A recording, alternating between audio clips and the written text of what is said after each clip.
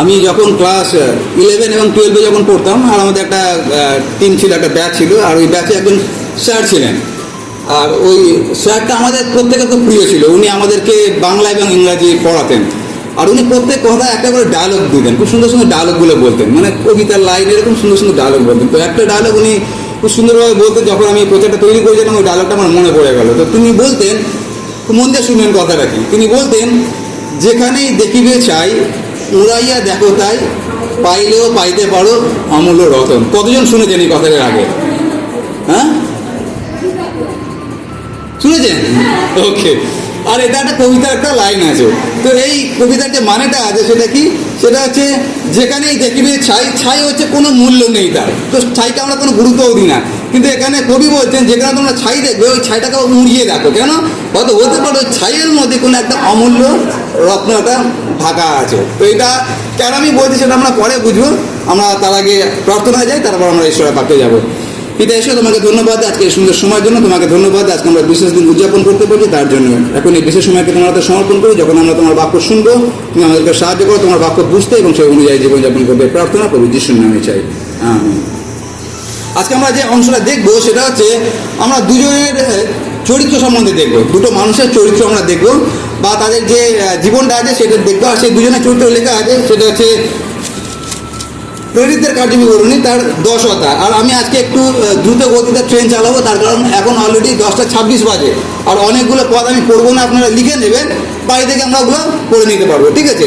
তো আমরা যেটা দেখবো সেটা হচ্ছে প্রেরিতদের কার্যবিবরণী তার 10 অধ্যায়। সেখানে দুজনের সম্বন্ধে বলা হচ্ছে। প্রথম যার কথা বলা হচ্ছে সেখানে যদি আমরা দেখি 10 অধ্যায় 1 পদে, সেখানে লেখা আছে কৈশোরিয়াতে কর্নেলীয় নামে এক ব্যক্তি ছিলেন। তো আমরা প্রথম দেখবো সেটা হচ্ছে কর্নেলীয় সম্বন্ধে। আর 1 থেকে 8 পদ যদি দেখি, সেখানে কর্নেলীয় সম্বন্ধে লেখা হয়েছে। তো এই কর্নেলীয়কে, সেই ব্যাপারটা আগে আমরা দেখে নেবো। তো কর্নেলীয়কে এখানে লেখা আছে, তার নাম হচ্ছে কর্নেলীয়। সারনাম আমি জানি না নন্দী ছিল কি ভট্টাচার্য ছিল, কিন্তু কর্নেলীয় আমরা জানতে পারছি তার নাম ছিল কর্নেলীয়। ওকে, তো তার নাম ছিল কর্নেলীয়, আর তিনি জাতিতে ছিলেন একজন রোমীয়। এখানে যদিও লেখা নেই, কিন্তু আমরা ইতিহাস অনুযায়ী জানি তিনি জাতিতে একজন রোমীয় ছিলেন। আর তারপরে তার পেশা যেটা ছিল সেটা কি ছিল, তিনি সেনা ছিলেন। আর শুধু সেনা ছিলেন না, সেনার প্রতি ছিলেন। আর কতজন সেনা? 100 জন সেনার প্রতি। এখানে লেখা আছে 100, মানে 100 জনের প্রতি ছিলেন। আর এই যে কর্নেলীয়, তার নাম হচ্ছে কর্নেলীয়, সে পেশা, সে হচ্ছে জাতিতে হচ্ছে রোমীয়, আর পেশাতে হচ্ছে একজন সেনা নায়ক বা শতপতি। এবার এই শতপতিদের যে চারিত্রিক গুণাবলী সেটা আমরা একটুখানি জেনে নিই। কেন এটা এক লাইনে যখন পড়ছি, মানে আমরা বুঝতে পারবো না ব্যাপারটা আসলে কী লেখা আছে। এখানে এক কথা বলা হচ্ছে কর্নেলীয় ছিলেন, আর তিনি একজন সেনাপতি ছিলেন বা একজন শতপতি ছিলেন, আমরা অতটা বুঝতে পারবো না। তো আমরা দেখবো আজকে সেটা হচ্ছে শতপতির যে চারিত্রিক গুণাবলী, বা শতপতি বলতে আমরা কি বুঝি। প্রথম যেটা হচ্ছে সেটা হচ্ছে শতপতি তারাই হতে পারবে যাদের বয়স 30 এবং তার ঊর্ধ্বে। আমরা যখন বায়োডাটা ফিল করি, আমরা থাকি না, আমার মধ্যে ক্রাইটেরিয়া থাকে। তো শতপতি হতে গেলে সবার আগে যেটা দরকার আছে, তাকে 30 বছর এবং তার ঊর্ধ্বে হতে হবে। তার কারণটা কি? তার কারণ হচ্ছে যুদ্ধ সম্পর্কে তার অনেক অভিজ্ঞতা থাকতে হবে। যদি 25 বছর বা 20 বছরের ছেলে হয়, তার অত অভিজ্ঞতা নেই, সে হয়তো নতুন যুদ্ধের মধ্যে যুক্ত হয়েছে, সেই জন্য 30 বছর এবং তার ঊর্ধ্বে তাকে হতে হবে। তার কারণটা কি? তার কারণ তার যুদ্ধের অনেক অভিজ্ঞতা থাকতে হবে। আর তারপরে কি 3 নম্বর কি, তাকে শিক্ষিত হতে হবে। কেন শিক্ষিত হতে হবে? তার কারণ যারা শতপতি তারা সরাসরি রাজার সঙ্গে তাদের যুক্ত হতো। তো রাজা কোনো একটা কিছু লিখে পাঠালে সেটা পড়তে হবে এবং সেই অনুযায়ী সেটাকে কার্যে পরিণত করতে হবে, সেই জন্য তাদেরকে শিক্ষিত হতে হতো। 4 নম্বরটা কি? 4 নম্বর হচ্ছে তাদের নেতৃত্ব দানের ক্ষমতা রাখতে হতো, মানে এই 100 জনকে চালনা করার ক্ষমতা তাদের মধ্যে থাকতে হবে। যদি সেটা না হয় তাহলে সে শতপতি হতে পারবে না। সুতরাং তার মধ্যে নেতৃত্ব দানের ক্ষমতা রাখতে হবে। 5 নম্বর কি? 5 নম্বর হচ্ছে তাদের যে সাইজটা আছে, আকৃতিটা আছে, অনেক বৃহৎ আকার হতে হবে, অনেক লম্বা হতে হবে। আমি যদি চেষ্টা করি শতপতি হতে, আমি কখনই হতে পারবো না, কারণ আমি সাইজে মার খেয়ে যাবো। তো যারা শতপতি হবে তাদের আকারটা অনেক বড় হতে হবে, কারণ 100 জনের ঊর্ধ্বে। তার মানে 100 জনের মধ্যে যদি সে দাঁড়ায়, তার মাথাটা একটু উঁচু দেখা যাবে, তাকে এতটাই লম্বা হতে হবে। তার মানে যদি শতপতি হয়, তাকে গলিয়াতের মতো হতে হবে, তাহলে সে শতপতি হতে পারবে। এটা হচ্ছে রোমান সাম্রাজ্যের ইতিহাস বলছে। তো তাকে লম্বা হতে হবে। আর শুধু লম্বা হলে হবে না, অনেক মানুষ লম্বা আছে কিন্তু তাদের গায়ে দেখো জোর নেই। সুতরাং শুধু লম্বা হলে যথেষ্ট নয়, লম্বা হতে হবে, তার সঙ্গে গায়ে অনেক জোরও থাকতে হবে। আর সেই বলশালী হতে হবে। বলশালী, স্যামসন যেরকম বলশালী ছিল, যখন টানলে সব পিলারগুলো পড়ে গিয়েছিল আর অনেকে মারা গিয়েছিল, স্যামসনের মতো বলশালী হতে হবে। তো লম্বা হতে হবে, বলশালী হতে হবে, কিন্তু সেখানেই শেষ নয়। লম্বা হলো অত বলশালী নাও হতে পারে, আর বলশালী হল আরেকটা জিনিস না হতে পারে, সেটা কি, সেটা হচ্ছে কৌশল বা কুশল। আর সেই জন্য আরেকটা যেটা, এটা হচ্ছে 7 নম্বর পয়েন্ট। 7 নম্বর পয়েন্টটা কি, তাকে তলোয়ার চালাতে এবং ঢালটা কিভাবে ধরবে সেটা খুব ভালোভাবে জানতে হবে, মানে কৌশল তাকে জানতে হবে। কেন কি অনেক সময় যুদ্ধ ক্ষেত্রে সকল কিছু আছে, যদি কৌশল না থাকে তাহলে সেই যুদ্ধে হেরে যেতে পারে। আর সেই জন্য আমরা যদি পুরাতন দিনে যে যুদ্ধগুলো দেখি, গিদিয়নের যে ঘটনাটা দেখি, কৌশল অত্যন্ত গুরুত্বপূর্ণ। যদি আপনি কৌশল জানেন তাহলে 100টা সৈন্য 1000 জনকে হারাতে পারে। যদি কৌশল না থাকে তাহলে 1000টা সেনাও 100 জনের কাছে পরাজিত হতে পারে। সেই জন্য তাদেরকে অনেক কৌশল জানতে হবে। আর যাদের কাছে কৌশল জানা আছে তাদের আরেকটা জিনিস থাকতে হবে, সেটা কি উপস্থিত বুদ্ধি। তাদের অত্যন্ত ভালো উপস্থিত বুদ্ধি থাকতে হবে। আর কি, আর হচ্ছে এরা হচ্ছে অত্যন্ত ডিসিপ্লিন, তারা অত্যন্ত নিয়ম শৃঙ্খলার মধ্যে থাকে, নিজের জীবনটা যেরকম নিয়ম শৃঙ্খলার মধ্যে থাকে। আর এই 100 জনকে এই ভদ্রলোক কি শৃঙ্খলা শেখায়, শুধু শৃঙ্খলা শেখায় না, তাদের ট্রেনিং থেকে শুরু করে কি খাবে, কখন ঘুমাবে, কখন উঠবে, তাদের পোশাক কি হবে, প্রত্যেকটা জিনিস নির্ভর করে শুধুমাত্র একজন শতপথীর উপরে। তার মানে শতপথীর কথাই হচ্ছে 100 জনের কাছে ফাইনাল কথা। আর যারা রোমিও সেনা এখনো পর্যন্ত ইতিহাসে সব থেকে ভয়ানক যে সেনাগুলো ছিল তাদের মধ্যে হচ্ছে রোমিও সেনা একমাত্র, তাদের মধ্যে একজন। কারণ রোমিও সেনা কোনো একটা সময় সারা পৃথিবীকে তাদের পকেটে রেখেছিল, তো এরকম একটা সেনা ছিল। তারপরে কি আছে, তারপরে যেটা আছে, যারা শতপথী হতো তাদের মাইনে অনেক বেশি হতো, তার কারণ তাদের যে পথটা অনেক উঁচু পথ, আর সেই জন্য তাদের মাইনে বেশি হতো। আর যেহেতু মাইনে বেশি হতো তাদের সমাজে মর্যাদা অত্যন্ত বেশি হতো। যখন এরা বেরোতো এদেরকে সবাই সম্মান করতো, প্রথম তো 100 জন সম্মান করে, এবং রোমিও যারা আদিবাসী বা বাসিন্দা আছে তারাও তাদেরকে অত্যন্ত সম্মান করে। সেই জন্য তাদের মাইনে অনেক বেশি ছিল এবং তাদের অনেক পদমর্যাদা ছিল, তাদেরকে অনেক সম্মান করতো। আর এদেরকে যারা রোমান সাম্রাজ্যের যারা মানুষ ছিল, নাগরিক ছিল, তারা এদেরকে হিরো মনে করতো, তার কারণ ওরা যে শান্তিতে বাস করতে পারতো শুধুমাত্র শতপথীদের জন্য। আর সেই জন্য ওদের কাছে এরা বড় একটা হিরো থাকতো। যখন এরা বেরোতো এদেরকে সবাই সেলুট মারতো যে এত বড় হিরোর জন্য আমরা এখন শান্তিতে বাস করতে পারছি। আর এদের কাছে অনেক ক্ষমতা থাকতো। ক্ষমতা কি, ওরা আভ্যন্তরীণ যা কিছু ওরা সিদ্ধান্ত নিতে পারতো, ওরা অর্ডার দিতে পারতো এবং 100 জনকে পরিচালনা করতে পারতো। এটা হচ্ছে শতপথী। সুতরাং কর্নেলীয় যখন আমরা শুধু দেখছি, ওই কর্নেলীয়র পিছনে অনেক কিছু ইতিহাস আছে, সেটা হচ্ছে আমি যা কিছু বললাম এটা হচ্ছে কর্নেলীয়। এখন এই সকল কিছুকে যদি একটা নামের মধ্যে ঢুকিয়ে দিই তার নাম হচ্ছে কর্নেলীয়। সেই জন্য প্রথম যে চরিত্রটা আছে তার নাম কি, সেটা হচ্ছে কর্নেলীয়। কর্নেলীয় কি, শতপথী। শতপথী মানে কি আমরা মোটামুটি বুঝে গেছি যে সাধারণ কোনো ব্যক্তি শতপথী হতে পারবে না। শতপথী হতে গেলে তার যে মেজাজটা আছে, তার যে শক্তিটা আছে, তার যে অথরিটিটা আছে, প্রত্যেকটা ক্ষেত্রে 100 জনের থেকে তাকে ঊর্ধ্বে থাকতে হবে, তবেই সে শতপথী হতে পারবে। এটা হচ্ছে প্রথম। দ্বিতীয় আমরা যে চরিত্রটা দেখবো সেটা হচ্ছে এই প্রেরিতদের কার্যবিবরণী তার 10 অধ্যায় থেকে। সেই চরিত্রটা লেখা আছে 9 পদ থেকে। 9 পদে কার কথা লেখা আছে, পরদিন তারা পথে যাইতে যাইতে যখন নগরের নিকট উপস্থিত হইল, আর তখন লেখা আছে কে, পিতর। লেখা আছে না, পিতর। দ্বিতীয় আমরা যে চরিত্রটা দেখবো সেটা হচ্ছে পিতর সম্বন্ধে দেখবো। তো প্রথম আমরা দেখেছি কর্নেলীয়, সে হচ্ছে শতপথী, সে পদমর্যাদা অনেক উপরে আছে, অনেক উন্নত মানের তার জীবনযাপন। আরেকজন আছে সে হচ্ছে পিতর। এখন এই পিতরকে বুঝতে গেলে আমাদের চলে যেতে হবে লুকলিখিত সুসমাচার 5 অধ্যায়। খোলার দরকার নেই, লিখে দিন খালি 5 অধ্যায়। সেখানে একটা ঘটনা ঘটছিল, সেখানে কোনো একটা সময় গিনেশ্বর হ্রদের পাড়ে একজন গিয়েছিলেন। না, যখন গিয়েছিলেন তার পিছনে পিছনে হাজার হাজার লোক তাকে ফলো করছিল। আর তারপরে তিনি দেখলেন 2টো নৌকা খালি আছে। আর 2টো নৌকা যখন খালি আছে, ধীবরেরা তার পাশের জালগুলোকে ধুচ্ছিল। আর যে 2টো নৌকা খালি ছিল তার মধ্যে একটা ভদ্রলোকের নৌকাতে এই ভদ্রলোক উঠলেন। উঠে তারপরে বললেন এই নৌকাটাকে একটু দূরে নিয়ে যাও। আর তারপরে দূরে নিয়ে যাওয়া হলো। আর সেখান থেকে তিনি অনেক কিছু প্রচার করলেন। আর প্রচার করার পরে তিনি বললেন যে এইবারে তোমরা তোমাদের জালটা ফেলো। আর তখন সেই ভদ্রলোক উত্তর দিয়েছিলেন যে প্রভু, সারা রাত আমরা জাল ফেলিয়ে আছি কিন্তু একটিও মাছ পাইনি, কিন্তু যেহেতু আপনি বলছেন আমরা জাল ফেলবো। আর তারপরে জাল ফেলা হয়েছিল, আর সেখানে এত মাছ পড়েছিল যে জালটা ছিঁড়ে যাওয়ার উপক্রম হয়েছিল। তখন তার বন্ধুরা এসে ওই মাছগুলোকে সব তীরে এনেছিল। আর তারপরে লেখা আছে দেখবেন ওরা অত মাছ এর আগে কোনোদিন ধরতে পারেনি। তার কারণ এই যে মাছটা পড়েছিল এটা হচ্ছে অলৌকিকভাবে এই মাছটা তারা পেয়েছিল। সুতরাং সেদিনকে যে ঘটনাটা ঘটেছিল এটা একটা অলৌকিক ঘটনা ঘটেছিল। তারা প্রচুর মাছ পেয়েছিল। আর সেখানে যদি আমি থাকতাম বা আপনি থাকতাম আমরা এতটাই আনন্দিত হতাম। তার কারণ হচ্ছে এইরকম মাছের আগে কোনোদিন পাইনি। কিন্তু সেই আনন্দটা নিরানন্দে পরিণত হয়েছিল। সেটা কি হয়েছিল, সেটা যেটা হয়েছিল সেটা হচ্ছে যখন এত মাছ তীরে আনা হলো, জালটাকেও তীরে আনা হলো, সব কিছু সেটেল হয়ে গেল, তখন প্রভু যিশু বললেন তোমরা আমাকে অনুসরণ করো। ওটা পড়ে দেখে নেন, 5 অধ্যায় অবশ্যই পড়বেন। আর তারপরে সেখানে যারা ছিল তাদের মধ্যে একজন ছিল, তিনি কি করলেন, ওই জল ফেলে দিলেন, ওই নৌকা ফেলে দিলেন, আর তারপরে প্রভু যিশুর সঙ্গে সঙ্গে চলতে লাগলেন। তার নাম কি ছিল? তার নাম এটাই ছিল যে পিতর। এখানে আমরা পিতরের এন্ট্রি দেখতে পাচ্ছি, 12 জনের মধ্যে একজনের এন্ট্রি হলো, তার নাম পিতর। পিতর এখানে কি করছে? সে হচ্ছে জেলে মাছ ধরছে। আর যখন তারা মাছ পেত না, এদের অবস্থা হচ্ছে নুন আনতে পান্তা পুরো অবস্থা।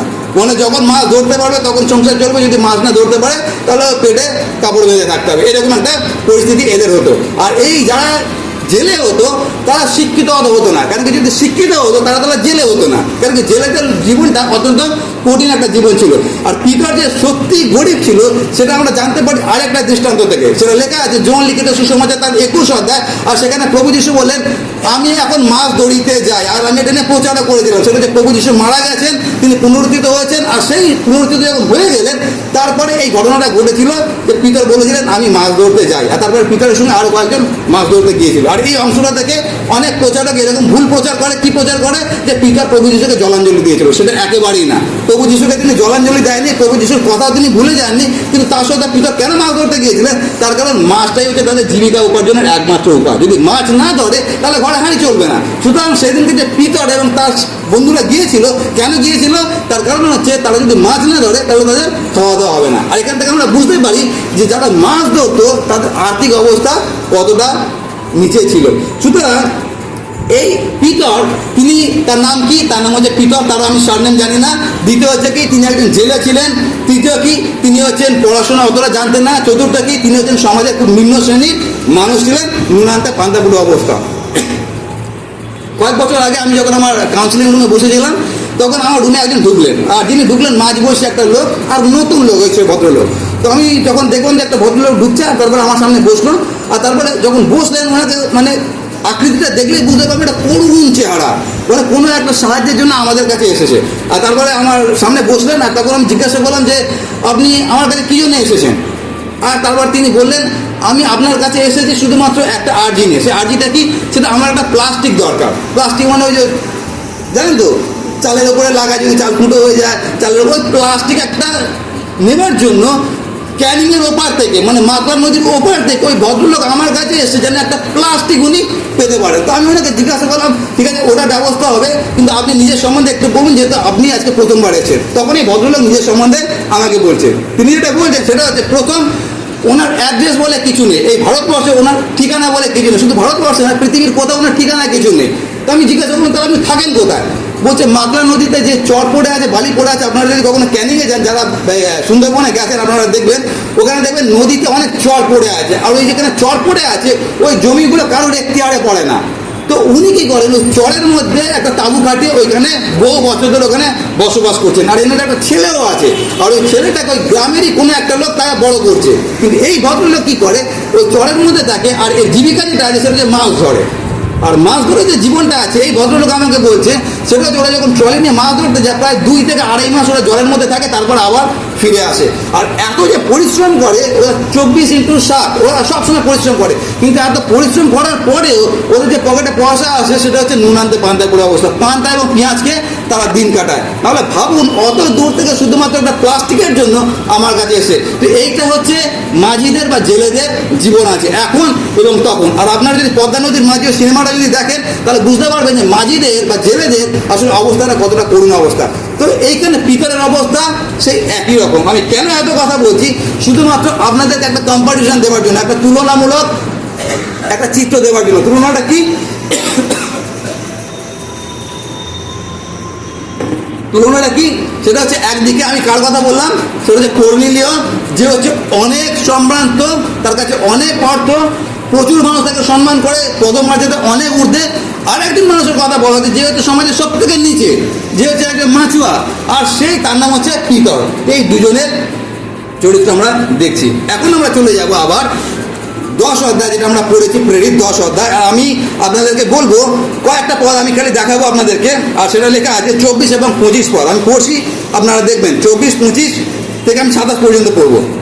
লেখা আছে, পরদিন তাহারা কৈশরিয়াতে প্রবেশ করিলেন, তখন কর্নেলীয় আপন জাতিদিগকে ও আত্মীয় বন্ধুগণকে ডাকিয়া একত্র করিয়া তাহাদের অপেক্ষা করিতেছিলেন।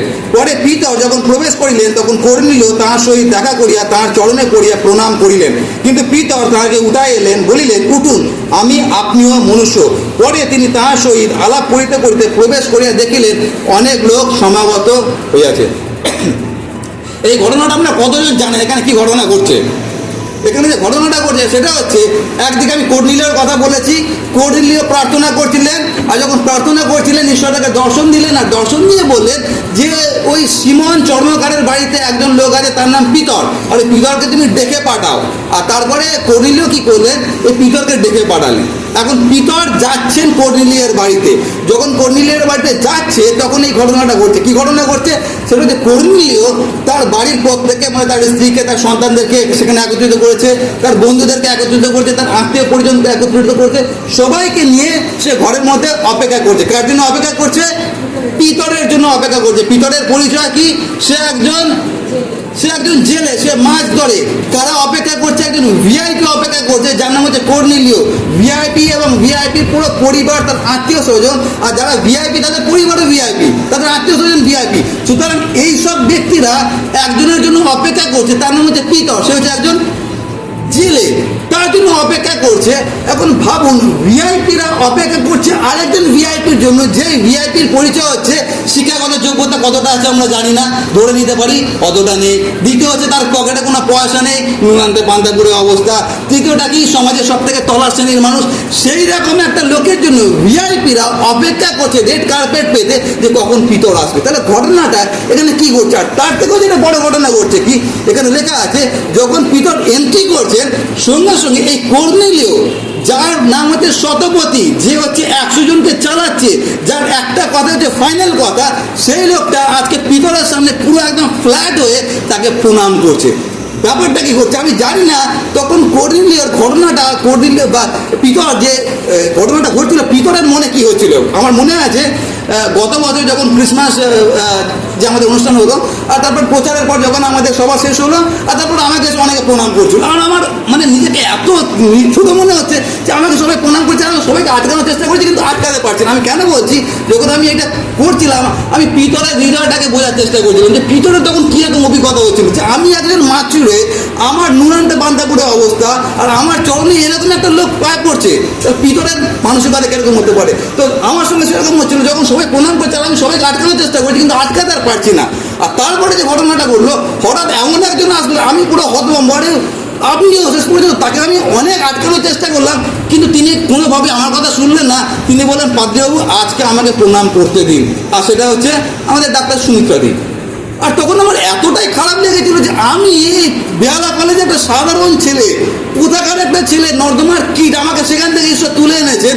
আর তারপরে আপনি একজন ডাক্তার হয়ে, একজন সরকারি হাসপাতালের ডাক্তার হয়ে, আপনি আমার পায়ে হাত দিয়ে প্রণাম করবেন। আর আমার ওটা এতটাই খারাপ লাগছিল, কিন্তু আমার সমগ্র শক্তি দিয়েও আমি দিদিকে আটকাতে পারলাম না। আর তারপর দিদি যখন প্রণাম করা হয়ে গেল, তারপরে দেখি আরেকজন দাঁড়িয়ে আছে, সেটা হচ্ছে বিদ্যাসাগর দা, আর তিনিও প্রণাম করলেন। এখানে পিতরে সে একই ঘটনা ঘটছে। সেটা হচ্ছে পিতর জানে পিতর কে। পিতর জানে আমি যদি একদিন মাছ না ধরতে পারতাম আমার হাঁড়ি চলতো না। আর যার বাড়িতে আজকে এসছি সে তো একজন ভিআইপি, তার বাড়িতে আজকে আমি এসছি, আর সেই ভিআইপি এখন আমার পায়ে হাত দিয়ে প্রণাম করছে। পিতরে কেমন অবস্থা হচ্ছিল। এখন আমার কাছে যেটা প্রশ্ন, আমাদের কাছে যেটা প্রশ্ন, সেটা কি ঘটনাটা আসলে কী করছে? ঈশ্বর যে এই এরকম একটা চিত্র তৈরি করছে, ব্যাপারটা আসলে হচ্ছে এটা কি, যে এইরকম একটা ধনী ব্যক্তি এই পিতরের পায়ে হাত দিয়ে প্রণাম করছে, এরকম একটা ভিআইপির জন্য অপেক্ষা করছে, কারণটা কি, হচ্ছেটা কি? আর তার উত্তর আজকে আমরা দেখবো, যেটা আজকে আমাদের থিম আছে, যেটা আমরা দেখেছি এখানে লেখা আছে 2 করিন্থীয় 4:7। আর এই 2 করিন্থীয় 4:7 পৌল একটা ছোট্ট কথা বলেছে, যেই কথা অনেক বড় মানে। এটা এখানে লেখা হয়েছে, পড়া হয়েছে, কিন্তু আমরা কতজন মানে বুঝেছি আমরা জানি না। সেই জন্য আজকে এই কথাটা মানে দেখবো। এখানে লেখা আছে, কি লেখা আছে, এটা কে বলছেন কথাটা? সাধু পৌল বলছেন। কি বলছেন? আমি যে কথাটা বললাম যে কি ঘটনা ঘটছে পিতর এবং কর্নেলীয়ের মাঝখানে, তার উত্তর এখানে আছে। সেটা কি? এখানে লেখা আছে, কিন্তু এই ধন, সাধু পৌল বলছেন। প্রথমে আমরা দেখবো এই ধনটা আসলে কি। এই ধনটা যেটা লেখা আছে সেটা যদি আমরা 1 থেকে 6 পদ পর্যন্ত পড়ি, যেটা লেখা আছে 2 করিন্থীয় 4 আপনার 1 থেকে 6 পদ পড়ে নেবেন। ওখানে দেখবেন পৌল যে কথাটা বলছে, সেই ধনটা কি, সেটা হচ্ছে সুসমাচার। সুসমাচারটাকে তিনি ধনের সঙ্গে তুলনা করছেন। আর এই সুসমাচারটা কি, সেটা সাধু পল আমাদেরকে সব থেকে ভালো ব্যাখ্যা দিয়েছেন যে সুসমাচার কাকে বলে। আপনারা বাড়িতে পড়ে নেবেন, রোমিও তার 1 অধ্যায় 1, 2, 3 পদ পড়বেন, এবং আরেকটা জায়গা পড়বেন, সেটা হচ্ছে প্রথম করিন্থে। আজকে আমরা পাঠ করছি শুরুতে 15 অধ্যায় আমি পড়েছি 3 থেকে 5 পদ। আর সেখানে সাধু পল সুসমাচার সম্বন্ধে যেটা বলে, সেটা কি, সুসমাচার হচ্ছে প্রভু যিশু বিষয় বা ঈশ্বরের পুত্রের বিষয় যে ঘটনা, সেটা হচ্ছে সুসমাচার। সেটা কি, সেটা হচ্ছে তিনি জগতে আসলেন, আমি বললাম শাস্ত্রানুসারে খ্রিস্ট আমাদের পাপের জন্য মরিলেন, কবরস্থ হলেন, আবার পুনরুত্থিত হলেন, তারপরে 500 জনের অধিক লোককে দেখা দিলেন, আর অকাল জাতের ন্যায় যে আমি, শেষে আমাকে দেখা দিলেন। এটা আমরা সকালে পড়েছি। তার মানে এই সুসমাচার কি, সুসমাচার যে প্রভু যিশু সংক্রান্ত, তিনি পৃথিবীতে আসলেন, তিনি মরলেন, তিনি কবরে গেলেন, কিন্তু সেখানে শেষ নয়। তারপরে যে ঘটনাটা ঘটেছিল সেটাই হচ্ছে যিশুকে যিশু করে। সেটা কি, সেটা তিনি আবার বেঁচে উঠলেন। আর ওটাই লেখা আছে রোমিও 1 অধ্যায় 1 পদে। আর ওই বেঁচে ওঠাটাই প্রভুকে প্রভু বানায়। আর এটা হচ্ছে সুসমাচার। আর এই সুসমাচারকে সাধু পৌল বলতেন সব থেকে মূল্যবান একটা ধনের সঙ্গে তুলনা করা যায়। কিন্তু এই ধন, আর এই ধনটা হচ্ছে এমন একটা ধন যেটা সম্বন্ধে প্রভু যিশু বলেছেন মধ্যে লিখিত সুসমাচার তার 13 অধ্যায় 44 পদে। সেখানে প্রভু যিশু বলছিলেন যে স্বর্গরাজ্য কিরকম। আর তখন প্রভু যিশু বলছিলেন স্বর্গরাজ্য কিরকম, তিনি একটা উদাহরণ দিয়েছিলেন। স্বর্গরাজ্য কিরকম, সেটা হচ্ছে কোনো একটা ব্যক্তি একটা গুপ্তধন খুঁজে পেলে একটা জমির মধ্যে।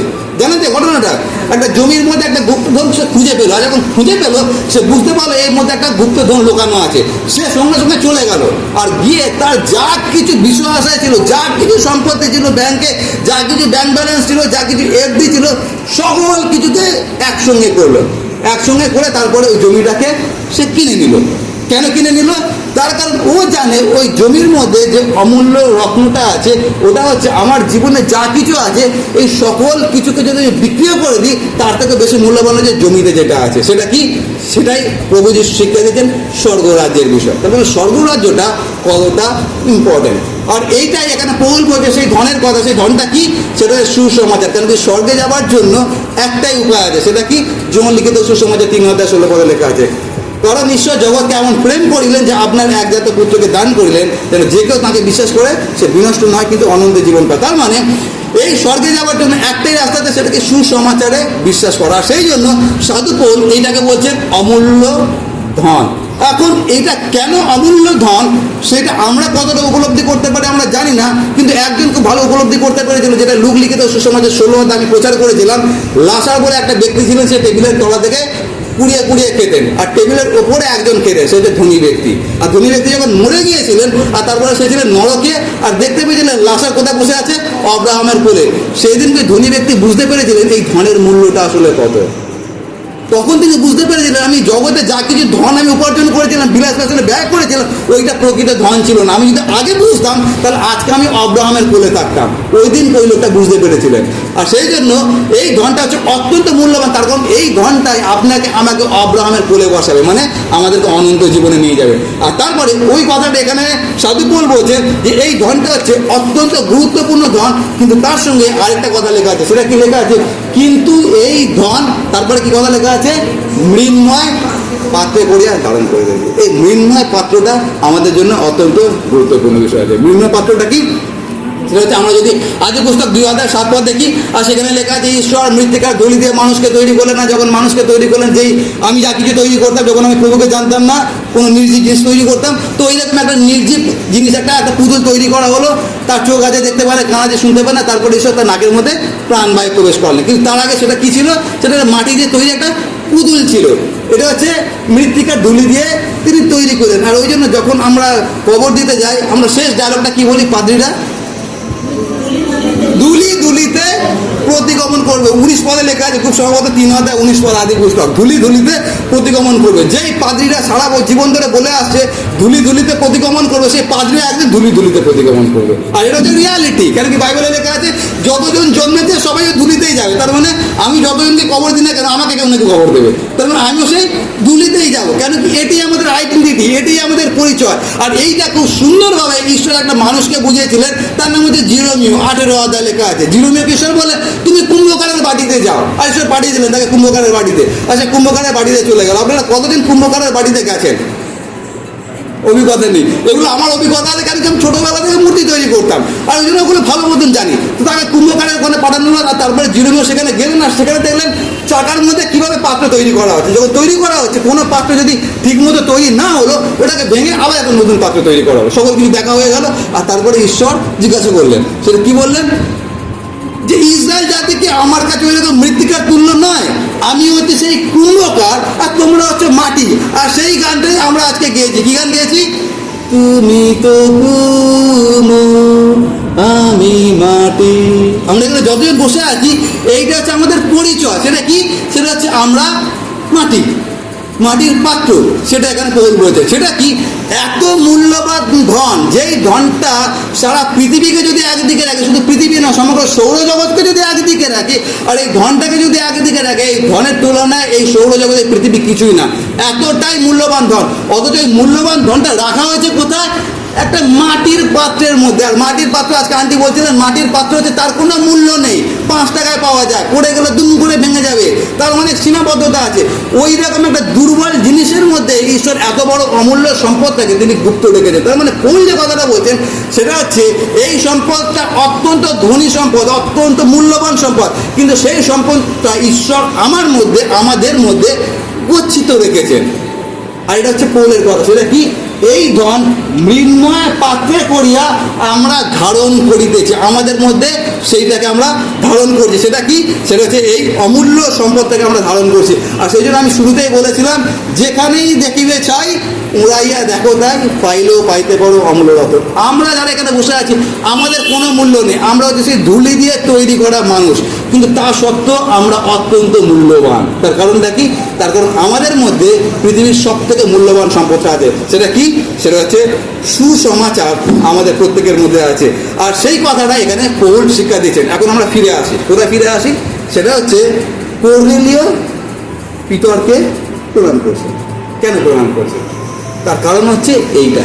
সেটা হচ্ছে কর্নেলীয় যে জাতিতে রোমিও, যে একজন সদাপতি, যার জীবনের একটাই উদ্দেশ্য মানুষকে খুন করা, তার এটাই পেশা, সেই পেশার জন্য সে টাকা পায়, কিন্তু সে আজকে পিতরের সামনে পুরো প্রণাম করছে। তার কারণটা কি? তার কারণ কর্নেলীয় একটা জিনিস জানতো, এই পৌলের লেখা পড়ে তিনি জানেননি, তিনি জেনেছেন ঈশ্বরের সঙ্গে তার ঘনিষ্ঠ সম্পর্ক থেকে। সেটা কি?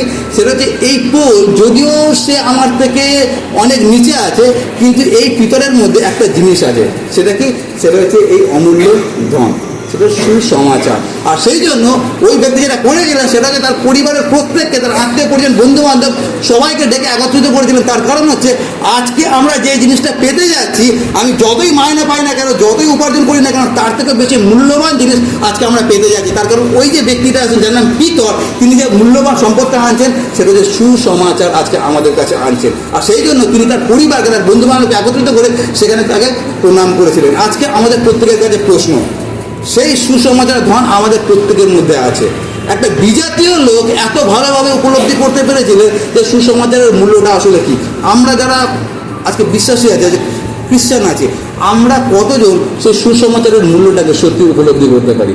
আমাদের ক্ষেত্রে যেটা ঘটে, সেটা হচ্ছে আমরা সুসমাচারের ডেফিনেশন জানি, সুসমাচারের সংজ্ঞা জানি, সুসমাচার কাকে বলে জানি, মুখস্থ পদ আমরা বলে দিতে পারবো, কিন্তু ওই সংজ্ঞাটা জানাই ওখানে আমাদের শেষ। কিন্তু তার প্রকৃত অর্থ বা প্রকৃত মানে এখনো পর্যন্ত আমরা উপলব্ধি করতে পারছি না। কেন আমি এই কথা বলছি? যদি আমি প্রকৃতভাবে সুসমাচারের মানে যদি উপলব্ধি করতে পারতাম, যেরকমভাবে আমরা জীবনযাপন করছি, আমাদের জীবনটা এরকম হতো না, আমাদের জীবনটা পুরোপুরি আলাদা হতো। তার কারণ আমাদের মধ্যে যে ধনটাকে দেওয়া হয়েছে, ওটা কেন দেওয়া হয়েছে? ওটা দেওয়া হয়েছে কোনো একটা সময় প্রভু যিশু বলেছিলেন যে তোমাদেরকে আমি পর্বতের উপরে রাখা দ্বীপের মতো করেছি। কেন দ্বীপের মতো করেছি? যেন সবাই আলো পায়। আমাদেরকে ঈশ্বর এই ধনটা দিয়েছেন। কেন ধনটা দিয়েছেন? ওটাকে চুবড়ি চাপা দিয়ে রেখে দেওয়ার জন্য না, এই ধনটা দিয়েছেন যেন এই ধনটাকে আমি অন্যের সঙ্গে ভাগ করে নিতে পারি। এখানে যখন কথাটা বলছেন, ওই কথাই বলছেন। কিন্তু কী বলছেন? আপনারা যদি রোমিও তার 1 অধ্যায়, সেখানে দেখবেন পৌল নিজেকে বলছে যে আমি তোমাদের কাছে ঋণী। 14 পদে লেখা আছে, দেখবেন আপনাদের বাইবেলে 14 পদে তিনি বলছেন আমি তোমাদের কাছে ঋণী। কেন ঋণী? তার কারণ ঈশ্বর আমার মধ্যে একটা ধন রেখেছে। সেটা কি? সেটা হচ্ছে সুসমাচার ধন। সেটা যদি আমি একা একা ভোগ করি, তাহলে আমি সারা জীবন ঈশ্বরের কাছে ঋণী থেকে যাবো। ঈশ্বর আমাকে ধনটা দিয়েছেন, কেন দিয়েছে? যেন আমি তোমাদের সঙ্গে, বিজাতীয়দের সঙ্গে যেন ভাগ করে নিতে পারি, সেই জন্য আমি তোমাদের কাছে ঋণী। আর সেই ধন ঈশ্বর আপনাকে এবং আমাকে দিয়েছেন, সেই মাটির পাত্রে দিয়েছেন। কেন দিয়েছেন? চুবড়ি চাপা দিয়ে রাখার জন্য না, সেটা দিয়েছেন যেন আমরা সেটা অন্যের সঙ্গে ভাগ করতে পারি। কিন্তু আমাদের কাছে প্রশ্ন, আমরা কতজন সেই ধনটার মূল্য বুঝছি? দ্বিতীয় কতজন আমরা সেই ধনটা অন্যের সঙ্গে ভাগ করে নিতে পারি। তার কারণটা কি, আজকে আমরা বিশ্বের শান্তি দিবস পালন করছি, MWC পিস সানডে। শান্তি তখনই প্রতিষ্ঠিত হবে যখন শান্তিরাজের কথা আমরা মানুষকে বলতে পারবো। কারণ আমি সবসময় একটা কথা বলি, জগৎ আজকে যা কিছু করছে, যতই শান্তি চুক্তি হোক, যতই মানুষকে শাস্তি দিক, কোনো সমাধান হতে পারে না। সমাধান একটাই, সেটা হচ্ছে যীশু খ্রিস্ট। আর সেই জন্য বাইবেলে লেখা আছে, যতদিন না পর্যন্ত প্রত্যেকটা জানু পাতিত হচ্ছে, প্রত্যেকটা জীব স্বীকার করছে, ততদিন প্রভু যীশু আসবে না। সেই দিনকে শান্তি রাজ্য প্রতিষ্ঠিত হবে, যেদিনকে আমরা শান্তি রাজকে অন্যের কাছে প্রচার করবো। আর সেই জন্য আমাদের এই মাটির পাত্রে ঈশ্বর যে শান্তির যে সুসমাচারটা রেখেছে, সেটা যেন আমরা অন্যের কাছে প্রচার করতে পারি। কীভাবে প্রচার করবো? বাক্যের মধ্যে না। বাক্যের মধ্যে আমরা অনেক বড় বড় কথা বলতে পারি, আমি পাদ্রী, আমি অনেক বড় বড় ডায়লগ দিতে পারি, কিন্তু কি ডায়লগ দিচ্ছি সেটা বড় কথা না, ওই প্রচারটা আমার জীবনে আমি কাজে লাগাতে পারছি কিনা। আর সেই জন্য সুসমাচার আমরা সব থেকে ভালো যেটা করতে পারি, সেটা সুসমাচারকে যেন আমাদের জীবন দিয়ে আমরা যেন দেখাতে পারি যে আমি সত্যি সেই সুসমাচার আমার মধ্যে আছে। কারণ যদি আমার মধ্যে থাকে, সে যদি আমার মধ্যে থেকে রিফ্লেক্ট হতে হবে, প্রতিফলিত হতে হবে। সুতরাং সেই ধন যদি আমার মধ্যে থাকে, সেই ধনটা যেন মানুষ যেন দেখতে পারে। কোথায়? আমার চিন্তায়, আমার কথায়, আমার কাজে, আমার ব্যবহারে, আমার পোশাকে, আমার প্রত্যেকটা ক্ষেত্রে যেন সেই ধনটা যেন মানুষকে আমি বোঝাতে পারি যে আমার মধ্যে কোন অমূল্য ধন রয়েছে। কোনো একটা পরশুদিন একজন ভদ্রলোক আমাকে বলছিলেন, আর তিনি অন্য বিশ্বাস থেকে প্রভুকে জেনেছেন, আর তিনি আমাকে এই ডায়লগটা দিচ্ছিলেন যে দাদা, আমরা যে সুসমাচার প্রচার করবো, ওটা কীভাবে প্রচার করতে পারি, ওটা হচ্ছে ওনার ডায়লগ। তিনি এখনো পর্যন্ত বাপ্তিস্মা নেন, সবাই প্রভুতে এসেছেন। আর তিনি বলছিলেন যে আমরা ভাষা দিয়ে অনেক কিছু বলতে পারি, কিন্তু সেটা আসল কথা নয়। আমি জীবনটা কীভাবে যাপন করছি, সেটা হচ্ছে আসল কথা। আর যিনি বলছেন এই কথা, তিনি বলছেন একজন ডাক্তার, তার কথা হচ্ছে এইটা। আর সেটা হচ্ছে আমাদের প্রত্যেকের জন্য শিক্ষা। সেটা কি? আমাদের এই মাটির পাত্রে একটা অমূল্য ধন রাখা হয়েছে। এই অমূল্য ধনটা কেন রাখা হয়েছে? কেন অন্যের সঙ্গে সেটা শেয়ার করি। কেন শেয়ার করি? তার কারণে শান্তিরাজের কথা যদি আমরা অন্য কাউকে না বলি, শান্তি রবিবার প্রত্যেক বছর আমরা প্রতিষ্ঠা করবো বা পালন করবো, কিন্তু প্রকৃত শান্তি কোনোদিন আমরা বুঝতে পারবো না। আর সেই জন্য আমাদের ধনটাকে যেন অন্যের সঙ্গে যেন ভাগ করে নিই। আসলে আমরা চোখ বন্ধ করি, আমরা প্রার্থনায় যাই।